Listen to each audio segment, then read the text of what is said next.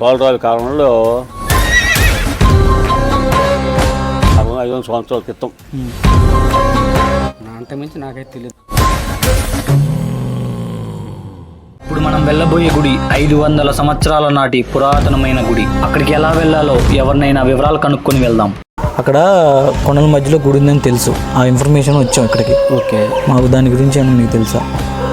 ఇక్కడ ఈ గ్రూప్ టెంపుల్స్లో అది కూడా ఒకటి. చీమకుర్తి మండలం మొత్తం 12-13 గుళ్ళు ఉన్నాయి మండల వేడిగా. వాటిలో అది కూడా గుడి, మన పెద్ద నరసింహస్వామి గుడి అది. ఓకే, ఇప్పుడు మనకి పూర్తి ఇన్ఫర్మేషన్ కావాలంటే పూర్తి ఇన్ఫర్మేషన్ కావాలంటే ఆ గుడి పూజారి ఉన్నాడు, దేవరపాలెం. ఆ గుడికి ఆయనే పూజారి.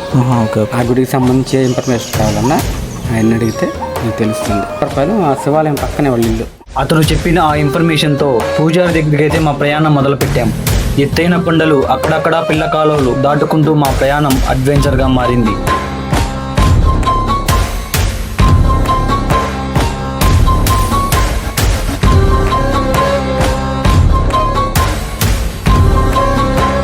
చాలా దూరం ప్రయాణం చేసి దేవరపాలెం అయితే చేరుకున్నాం.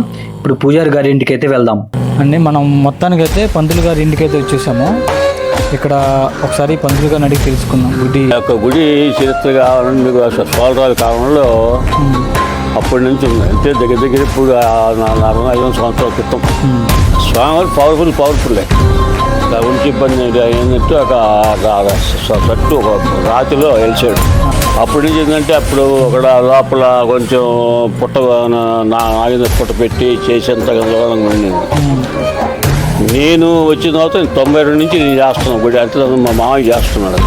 92 నుంచి నేను చేస్తున్నాను. మట్టి గిట్టి మొత్తం ఎత్తుకేసి అంతా చేసి లోపల రాళ్ళు అవన్నీ పారిశ్రామిక మొత్తం వేయించాను. బయట సిమెంట్ రాళ్ళు పెట్టి మీటర్ కట్టించాము. మొత్తం మీ సొంత డబ్బు? సొంతం. పోతే మళ్ళీ బ్లేడ్ బండి కుక్కలని పెట్టేసి కొంచెం రోడ్డు డెవలప్ చేసి మొత్తం పైనుంచి కింద దాకా ఈ కంకర గువ్వ ఇవన్నీ తోలిచ్చేసి వచ్చేస్తాం.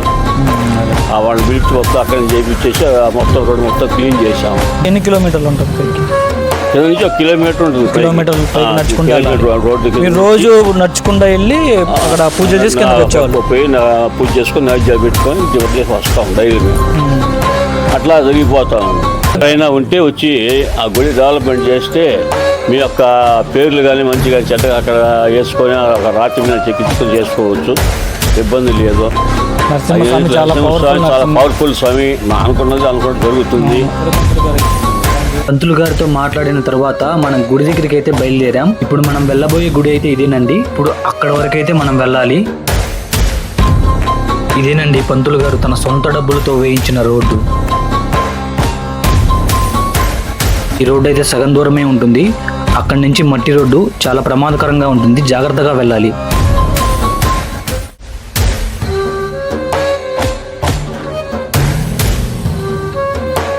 మొత్తానికైతే గుడి దగ్గరికి అయితే వచ్చేసాము.